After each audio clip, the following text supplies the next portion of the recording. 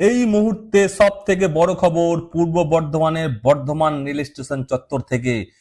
রেলের পক্ষ থেকে বুলডোজার ও বিশাল পুলিশ বাহিনী নিয়ে উচ্ছেদ অভিযান চালাতে এসে দেখা গেল এক অন্য ছবি। বর্ধমান স্টেশনের ৮ নম্বর প্ল্যাটফর্মের বাইরে যেসব দোকানদারকে ঘিরে উচ্ছেদের নোটিশ জারি করা হয়েছিল, সেখানে এসে রেল কর্তৃপক্ষ দেখতে পায় একটিও দোকান আর দাঁড়িয়ে নেই।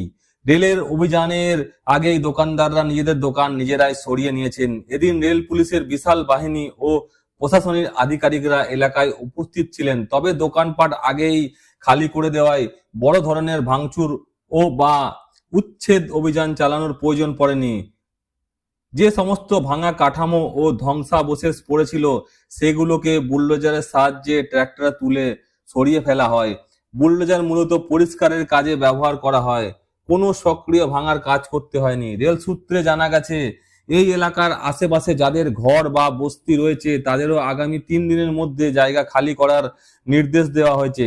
রেলের দাবি, ভবিষ্যতে এই এলাকায় আর কোনো অবৈধ দোকান বা বস্তি থাকতে দেওয়া হবে না। এদিকে বহু দোকানদারকে চোখে জল নিয়ে নিজের দোকান ছড়াতে দেখা যায়। বহু বছরের রুজি রোজগারের জায়গা হারিয়ে অনিশ্চয়তার মুখে পড়েছেন তারা। এদিন ঘটনাস্থলে উপস্থিত দোকানদাররা কি বললেন আসুন শুনে নেব।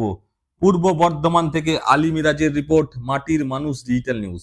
আমাদের ৮ নম্বরে যখন ঢুকলাম, বাড়ি থেকে এখানে এসেছি, তখন দেখলাম হঠাৎ করে 50টা পুলিশ এসেছে, হেলমেট নিয়ে সব তৈয়ারি করে এসেছিল এখানে।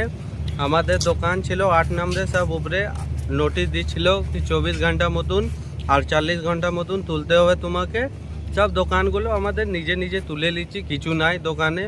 যে ফাড়া চিরা ছিল, বাস ফাস ভাঙা লি চলে গেছে আরপিএফ গুলো, ওই আজকে এসেছিল সব লি চলে গেছে খালি করে। আর দোকান ফোকান বসতে দেবে না কাউকে। তারা কি বলে গেছে? আর বলে গেছে কি যদি তুমি লাগাও এইখানে দোকানটা, তাহলে তোমার দোকান জেসিবি করে তুলে নিয়ে চলে যাব, আমাদের আদেশ আছে। আরো বলে গেছে এটা, আর এটা বলে গেছে যে ওই নিচে দোকানগুলো ছিল, সকালের মধ্যে এটা যদি না সরায় তাহলে এটা সকালের মধ্যে ওইগুলো ই করবে। আর যে নিচে ঘরগুলো আছে ওইখানে যে বাসিন্দাগুলো আছে, স্থানীয় বাসিন্দারা, ওদের লেগে বলেছে 3 দিন সময় দিয়েছে। 3 দিনের মধ্যে যদি না সরাই ওইগুলো ভেঙে সব ব্রিজের আশেপাশে যত জায়গা রইলে সমস্ত সব তুলে ই করে দেবে। 3 দিন আর সময় দিয়েছে।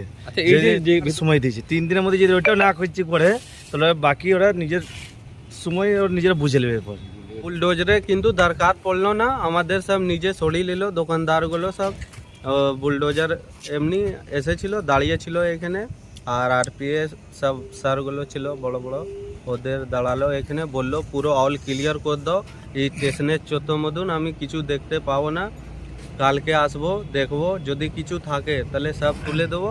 আর নিচে পাড়াগুলো আছে ওটা বললো পুরো খালি করে দাও। আমাদের কোনো নেতার হাত নাই মাথাতে, ওর জন্য আরপিএফ গুলো সব তুলে দিচ্ছে। যদি কেউ নেতা থাকতো তাহলে আজকে এই ঘটনাটা এখানে হতো না। দাদা, তোমার নাম পরিচয়? আমার নাম মোহাম্মদ জসিম আলম, বাড়ি কেনলিপুকুর।